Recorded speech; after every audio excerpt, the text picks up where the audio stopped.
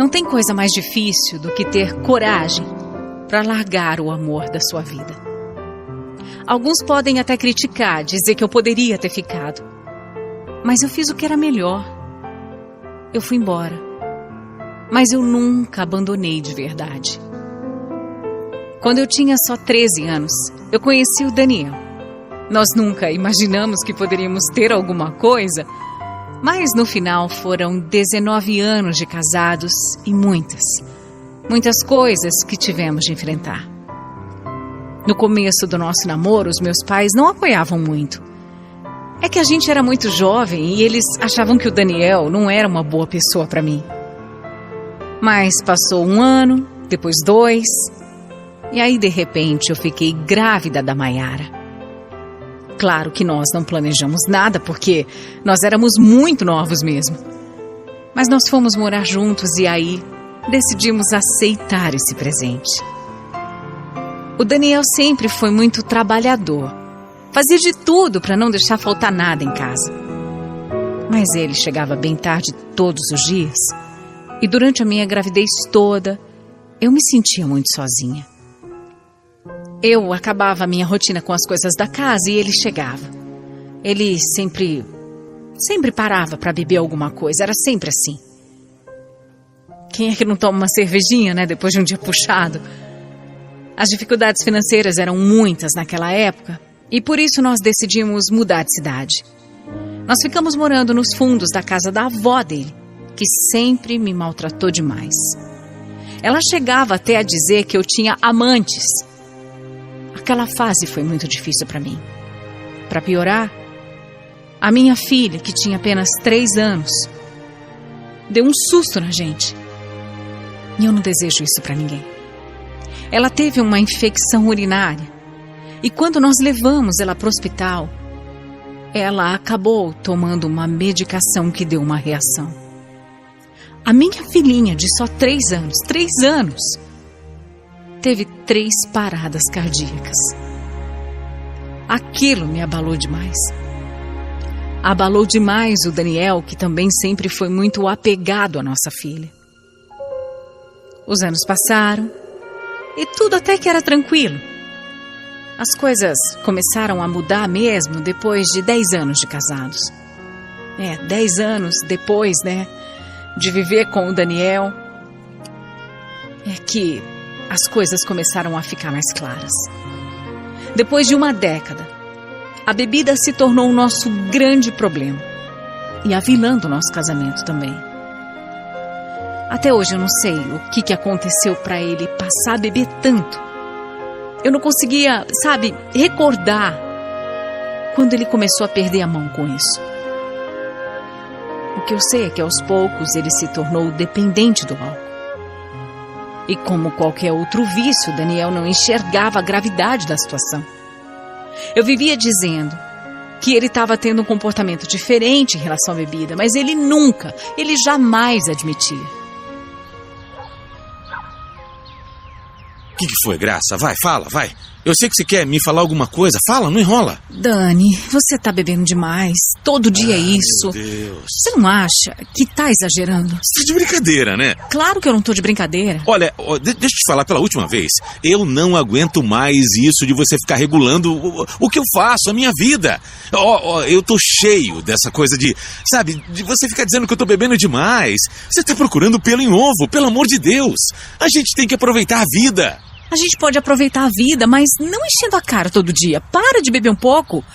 Isso nunca foi um problema, pelo menos até agora. Olha aqui, quer saber de uma coisa? Se você não tá satisfeita, vá embora. Se não tá bom pra você, então sai de casa, ué.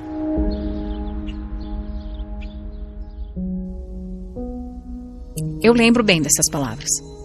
Lembro porque essa foi a primeira vez que ele me xingou e se alterou comigo. Eu já tinha falado algumas vezes para ele parar de beber, mas naquele dia foi uma briga tão grande que eu não reconheci aquele Daniel. Eu vi que a situação era ainda mais grave do que eu imaginava. Eu percebi que ele precisava de ajuda urgente, porque senão a coisa ia ficar bem feia. O problema é que ele não queria essa ajuda de jeito nenhum. Eu não aguentei. Não aguentei ficar naquela casa. Eu peguei uma muda de roupa minha, uma da minha filha, e eu fui embora. Aquela não poderia ser a nossa vida. Minha mãe acolheu a gente. Mas não demorou nenhum dia para o Daniel vir correndo, implorando para a gente voltar para nossa casa. Ele chegou a ajoelhar pedindo desculpa, prometendo que ia parar com a bebida.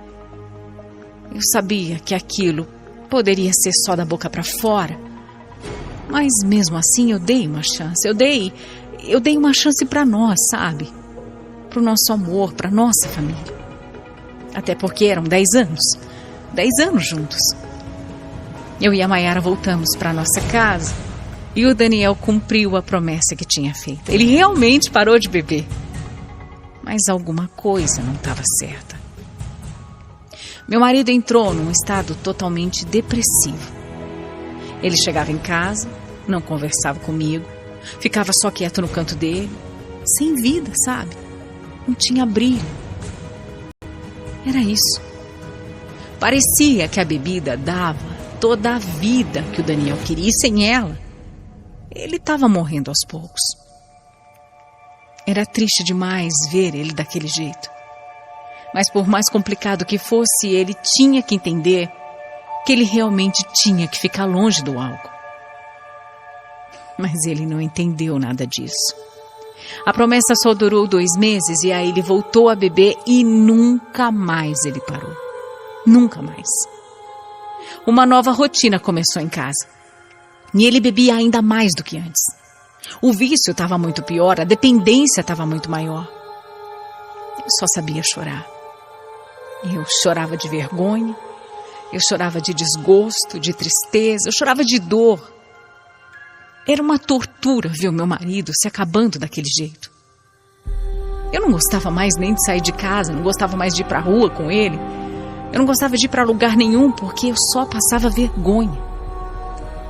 Com a bebida, o Daniel não tinha limite nenhum. Ele se alterava, ele falava bobagem para qualquer um que fosse, fazia brincadeira sem graça. Era inconveniente, sabe? Ele incomodava as pessoas. Era tão constrangedor. Eu não sabia mais o que fazer. Ele se tornava uma outra pessoa. Até a voz dele mudava. O Daniel era um outro homem quando bebia. No comportamento, na fala, nos pensamentos.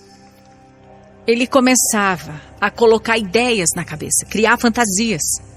Teimava com os assuntos que não tinha sentido nenhum. Muitas vezes ele brigava comigo por motivos absurdos.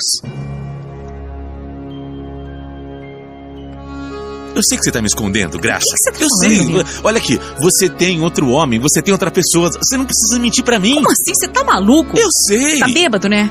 Eu nem saio de casa, homem. Como é que eu vou ter uma outra pessoa? Pelo amor de Deus. Você quer realmente que eu acredite que você fica em casa o dia inteiro? Pelo amor de Deus, você fica aí sem fazer nada, é isso? Olha aqui, ó, não mente pra mim, não. Eu sei da verdade. Eu sei.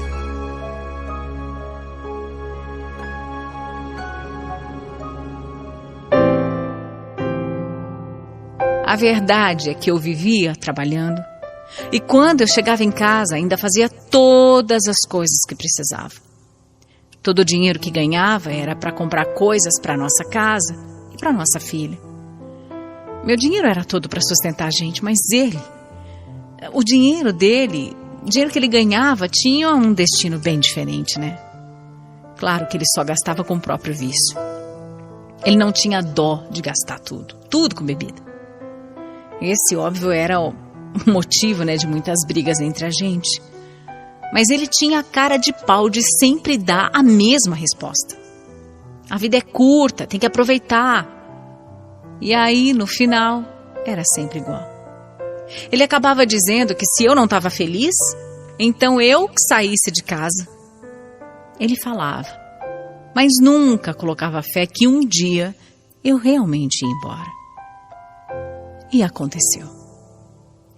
No aniversário de 17 anos da minha filha, nós fomos comemorar num pesqueiro e ele, como sempre, bebeu demais. Ele ficou tão ruim que na volta quase capotou o carro com a gente dentro. Olha, foi por Deus, foi só por Deus que a gente não se machucou esse dia. Eu nem gosto de lembrar desse momento. O Daniel não colocou só a vida dele em risco, não. Ele colocou a minha vida, a vida da filha dele. Eu sei que não era certo ele pegar o carro naquele estado. Mas foi isso que aconteceu. Nós tivemos que quase sofrer um acidente para poder entender que aquela situação já tinha ultrapassado todos os limites. E você pensa que ele se doeu pelo que aconteceu? Nada. Ele ria da situação. Ali foi o momento que eu dei um basta. Eu tive que ouvir da minha filha que quando ela fizesse 18 anos ela ia sair de casa porque ela não aguentava mais. Ela não aguentava mais viver daquele jeito. Mas aí eu decidi juntar todas as minhas forças e falei que nós iríamos juntas. Juntas. Eu logo fui atrás de uma casa pra gente e aí eu avisei o Daniel. Ele continuava não acreditando que eu realmente seria capaz. Por isso, assim que eu encontrei a casa para viver com a minha filha, ele surtou. Eu não tô acreditando. Como é que você pode fazer uma coisa dessa comigo? Como assim? Cansei, Daniel. Pra mim basta, eu sei. Sei que eu já falei essas coisas antes, mas agora é sério. Não é da boca pra fora, a gente tá indo embora mesmo, a gente cansou. Eu não tô acreditando no que você tá falando. Não é possível, você só pode estar de brincadeira. Não tô Como é que você vai brincando. se sustentar? Como é que você vai cuidar da casa? Eu vou dar um Você jeito. não pode fazer isso comigo. Você não pode agir dessa maneira.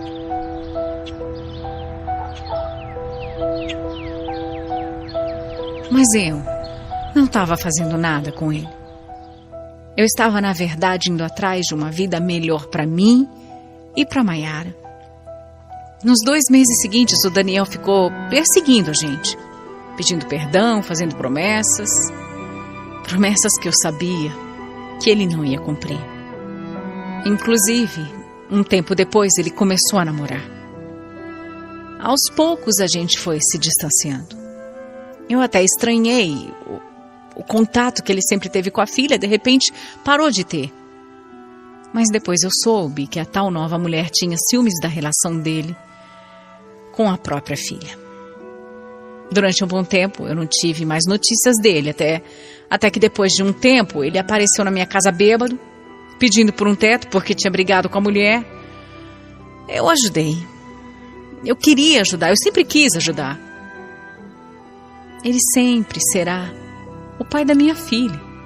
Eu jamais viraria as costas para ele. Depois desse dia, a gente não parou mais de se falar.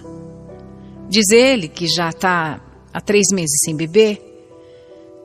E, infelizmente, recentemente ele descobriu que está doente. O Daniel emagreceu 42 quilos e não consegue nem mais trabalhar. Hoje nós temos uma boa relação porque eu vejo que ele realmente quer a minha ajuda. E no que eu posso, eu ajudo, eu apoio sim. Eu sofri demais na mão dele, não nego.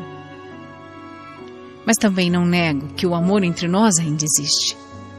O problema é que toda a dor, todo o sofrimento que ele me fez passar falam muito mais alto. E por isso não tem como eu dar mais uma chance, sabe? Eu sei que eu fui embora, mas eu sinto que eu fui até o meu limite.